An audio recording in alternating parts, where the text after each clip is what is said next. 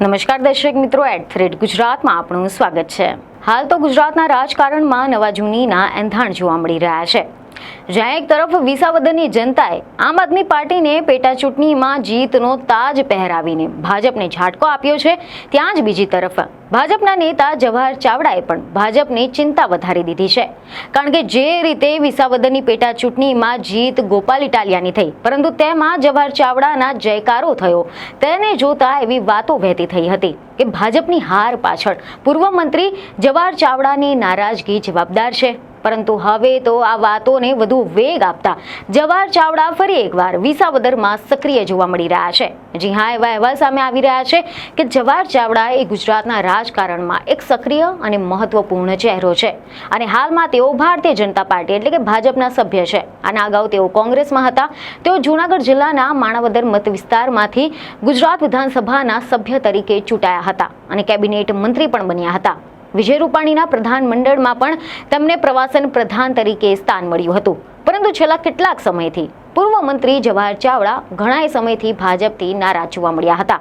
કારણ કે માણાવદર બેઠક પરથી જે ચૂંટણી થઈ તે વખતે કિરીટ પટેલને કારણે તેમને હારનો સામનો કરવો પડ્યો હતો।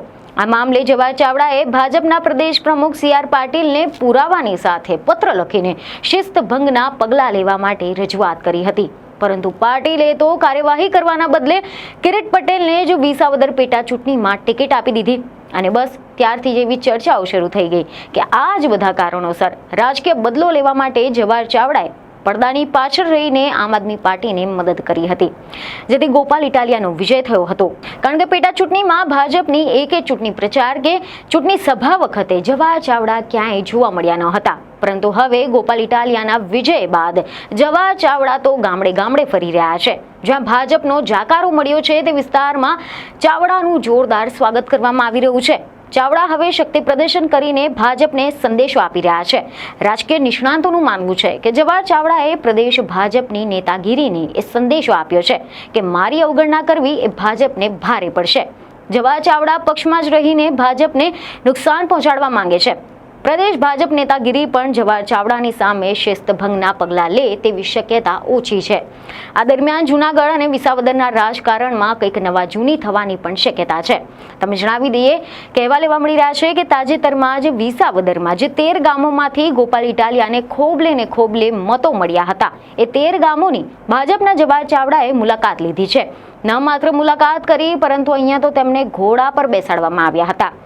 જાંબુડાના ગ્રામજનોએ ઘોડા પર બેસાડીને સરઘસ કાઢીને તેમનું સ્વાગત કર્યું હતું। માત્ર જાંબુડા જ નહીં, પરંતુ જવાહર ચાવડાએ 2-3 દિવસમાં મોણિયા, રાજપરા, લાલપુર, વેકરિયા, જેલતવડ, ઘોડાસણ, પિયાણા, રામપરા જેવા અનેક ગામની મુલાકાત લીધી હતી અને આ દરમિયાન જવાહર ચાવડા ખુશખુશાલ જોવા મળ્યા હતા।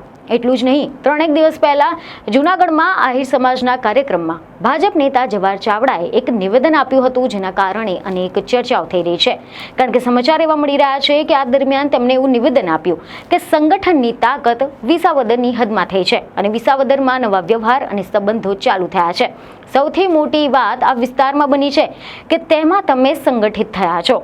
મારે તમારો રાજકીય લાભ નથી જોઈતો। વિસાવદર તાલુકામાં સમાજ બનાવજો અને એક સાથે રહેજો। તમને જ્યાં જરૂર હશે હું ત્યાં ઊભો રહીશ। જોકે આ રીતે જવાહર ચાવડા ફરીથી સક્રિય થતા જિલ્લાના રાજકારણમાં ગરમાવો આવ્યો છે। કારણ કે ઘણા લાંબા સમયથી નિષ્ક્રિય રહેલા જવાહર ચાવડાએ વિસાવદર, વંથલી, માણાવદરમાં બેઠકો શરૂ કરી હતી। તેમણે અહીંયા સ્થાનિક આગેવાનોની સાથે સામાજિક અને રાજકીય ચર્ચાઓ કરીને રજૂઆતો સાંભળી હતી। આ ઉપરાંત એવા અહેવાલ મળી રહ્યા છે કે વિસાવદર તાલુકાના વડાણા, દાદર, મુનિયા, લેરિયા જેવા અનેક ગામો સહિત દરેક સમાજના અગ્રણીઓ તેમજ આગેવાનો સાથે મુલાકાત કરી હતી। જાંબુડા ગામે આયોજિત આહિર સમાજના કાર્યક્રમમાં તેમણે નિવેદન આપ્યું હતું કે આ વિસ્તારમાં જે બન્યું તેના કારણે તમે સંગઠિત થયા છો અને સંગઠનની તાકાત પહેલી વાર જોવા મળી છે। હું ક્યાંક હોઉં તો લોકો કહે છે કે કોણ જવાહર ચાવડા?